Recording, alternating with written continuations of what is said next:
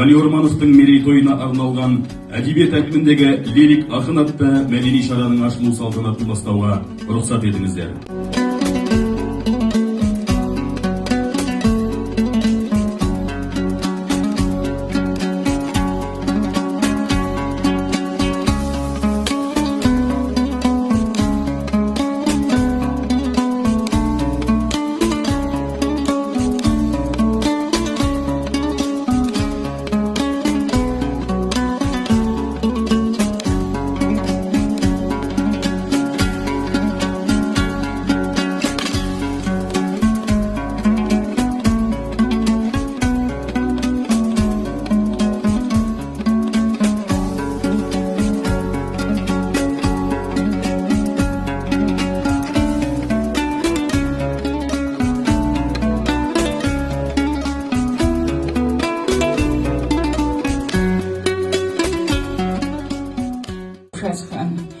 Қалса өлеңім елге жаққан шамдай, ойлар мені әркім естен алмай, көкейінде көп жылдар сақталарман.